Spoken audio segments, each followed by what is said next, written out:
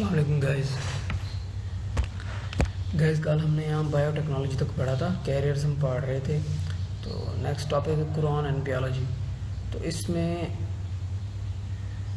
कुरान पाक की वर्सेस दी गई हैं जो कि ह्यूमन की लाइफ के साथ रिलेटेड है, कि हमने कैसे बनाया ह्यूमन को, अल्लाह पाक फरमा रहे हैं। तो सारा ठीक है, तो ये आप पढ़ लीजिएगा।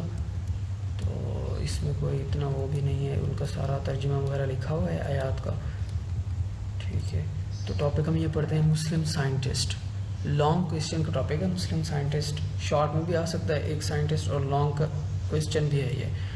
तो देखो कहते हैं मुस्लिम scientist have made great contribution of study of science. हम जानते हैं कि ना, जिस चीज़ को भी हम देखें ना, कोई भी फील्ड में चले जाएं, केमिस्ट्री हो, बायोलॉजी हो या फिज़िक्स हो, तो सबसे पहले जिस चीज़ का हमें पता चलता है वो किसी मुस्लिम साइंटिस्ट ने ही की होती है। फॉर एग्जाम्पल केमिस्ट्री में देखें ना, तो हमें सल्फ्यूरिक एसिड का पता चलता है सबसे पहले, तो जाबिर बिन हियान ने किया था।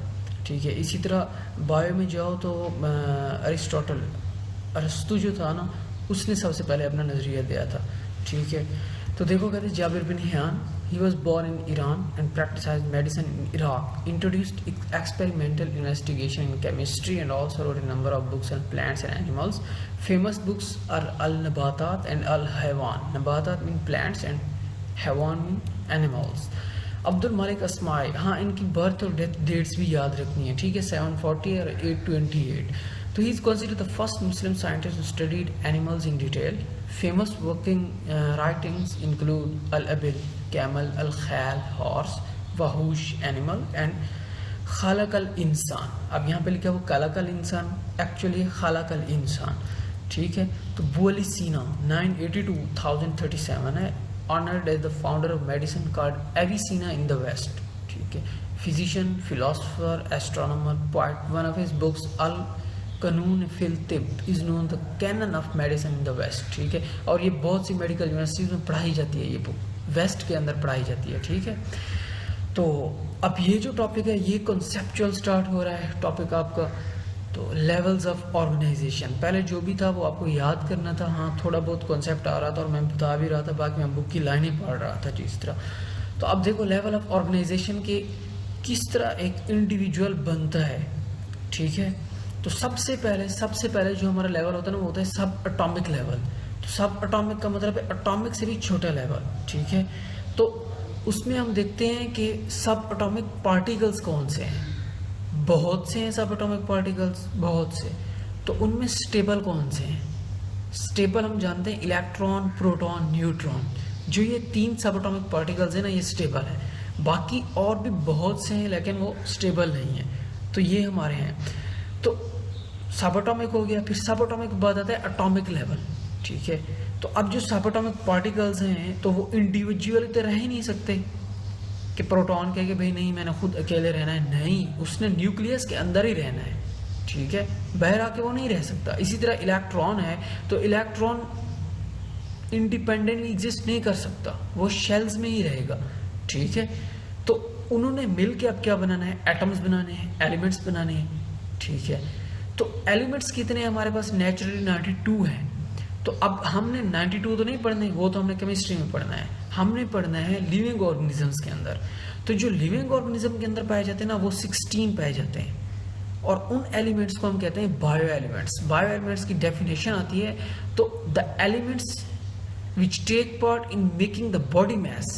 ठीक है, मैं लाइन पढ़ रहा हूँ, ये देखो ये लाइन लिखी हुई है कि the elements which take part in making the body mass of living organisms are called bioelements। ठीक है, बुक की लाइंस लिखनी होती है, अपनी तरफ से कोई डेफिनेशन नहीं बनानी होती। ठीक है, तो ये लिखी हुई है यहाँ पे, तो उनको हम कहते हैं बायो एलिमेंट्स। 16 है, 6 मेजर हैं जो कि 99% बना रहे हैं, और जो बाकी 10 है ना वो 1% बना रहे हैं। ठीक है, तो देखो अब हम ये पढ़ते हैं, बुक भी पढ़ लेते हैं कि क्या कहते हैं। तो all types of matter are made up of elements and each element contain a single kind of atoms. ठीक है, the atoms are actually made up of many sub atomic particles. अब अगर आ जाता है write note and sub atomic level, तो आपने तवज्जो करनी है। क्वेश्चन मैंने कल भी बताया था, क्वेश्चन को गौर से सुना करो। तो सब एटॉमिक में सब एटॉमिक ये लिखना है। अब यहाँ से सब एटॉमिक स्टार्ट हो रहा है। The most stable sub atomic particles are called neutrons, protons and electrons. ठीक है, अब सब एटॉमिक फिर आगे एटॉमिक लेवल स्टार्ट हो रहा है, वो हमने नहीं लिखना सब एटॉमिक के अंदर, ये है सब एटॉमिक का। बाकी protons and neutrons are located inside the nucleus of atom, while electrons orbit energy levels and electron shells around the nucleus. Number of electrons in the outermost shell determines the manner in which atoms react with each other, and these electrons, outermost shell electrons are called the valence electrons, ठीक है ना। तो अब element atomic level देखो कि out of the 92 kinds of elements that occur in nature, 16 are called bioelements. These take part in making the body mass of a living organism. Out of these bioelements, only 6, oxygen, carbon, hydrogen, nitrogen, calcium and phosphorus make 99% of the total mass. आपको इनके नाम आने चाहिए, नीचे इनकी percentages लिखी हुई हैं, वो भी मैं बताता हूँ आपको, वो भी आपको आनी चाहिए, ठीक है। एमसीक्यूज में भी आती हैं, शॉर्ट क्वेश्चंस भी है, और कभी बायो एलिमेंट्स का वो लॉन्ग क्वेश्चन भी दे देते हैं, ठीक है ना, कि define bio elements, how many bio elements are there in life, ठीक है, और फिर उनकी परसेंटेजेस सारा कुछ ग्राफ बनाना होता है। और अदर 10 जो है ये potassium, sulphur, chlorine, sodium, magnesium, iron, copper, manganese, zinc, iodine, ये 1% बनाते हैं। तो देखो नीचे ये क्या, ऑक्सीजन 65% बना रहा है, carbon 18%, hydrogen 10%, nitrogen 3%, calcium 2%, phosphorus 1% और बाकी जो है ना वो भी 1% बना रहे हैं। तो ये हो गया। अब नेक्स्ट लेवल है हमारा मॉलिक्यूलर लेवल। तो मॉलिक्यूलर लेवल आप देखो, एटम्स जो हैं वो एटम्स भी इंडिपेंडेंट नहीं रह सकते, उन्होंने एक दूसरे के साथ जुड़ना है, ठीक है। वो जुड़ेंगे तो नेक्स्ट लेवल बनेगा ना। देखो छोटी छोटी चीज़ें मिलकर बड़ी बड़ी चीज़ें बना रही हैं। जैसे सब एटॉमिक ने मिलकर एटॉमिक बनाया, तो अब जो एटम्स है ना वो मिलकर मॉलिक्यूलर लेवल बनाएंगे, ठीक है। तो अब जैसे फॉर एग्जांपल एक कार्बन और 2 ऑक्सीजन के एटम मिल गए तो कार्बन डाइऑक्साइड बन गई, ठीक है। फिर इसी तरह शुगर बनती है C6H12O6 से, ग्लूकोज बन गई। तो क्या है, ये एलिमेंट्स मिल रहे हैं। जो एटॉमिक लेवल था उसके अंदर एटम्स मिल रहे हैं, कार्बन, ऑक्सीजन, हाइड्रोजन के एटम्स मिले तो शुगर मिल गई। तो अब ये मॉलिक्यूलर लेवल है। तो मॉलिक्यूल की सबसे पहले डेफिनेशन क्या है कि molecule is the smallest part of a compound that retains the properties of the compound. अब मॉलिक्यूलर लेवल क्या है, organism bio elements usually don't occur in isolated forms, rather they combine through ionic और covalent bonding. Stable particle formed by such bonding is called as molecule और biomolecule. An organism is formed by enormous number of biomolecules of 100 in different types. These molecules are the building material and are themselves constructed in a great variety and complexity due to specific bonding arrangements. ठीक है ना, specific bonding arrangements होती हैं, ionic bonding भी होती है, covalent bonding भी होती है, दोनों bonding से थ्रू ये मिले होते हैं।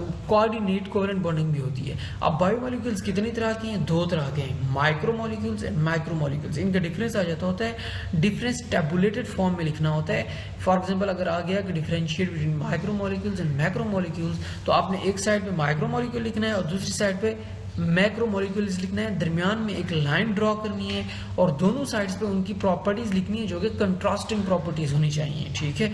तो जैसे देखो एक्चुअली डिफरेंसेस के अंदर ना 3 पॉइंट्स होते हैं मोस्टली, लेकिन अगर बुक के अंदर 2 दिए गए तो 2 भी एनफ होते हैं, ठीक है। लेकिन जो रिकमेंडेड होता है वो 3 होते हैं। तो यहाँ पे देखो अगर आ जाए तो माइक्रो को मतलब है स्मॉल, ठीक है, और मैक्रो को मतलब होता है लार्ज। तो माइक्रो मॉलिक्यूल्स क्या है, लो मॉलिक्यूलर वेट मॉलिक्यूल्स, ठीक है, और जो मैक्रो हैं वो हायर मॉलिक्यूलर वेट्स। और इनकी एग्जांपल्स माइक्रो मॉलिक्यूल के अंदर क्या आ रही हैं, ग्लूकोज, वाटर एटसेट्रा, माइक्रो के अंदर स्टार्च, प्रोटीन्स, लिपिड्स एटसेट्रा, ठीक है। तो ओके, अल्लाह हाफिज़, नेक्स्ट टाइम नेक्स्ट लेवल इंशाल्लाह कल पढ़ेंगे।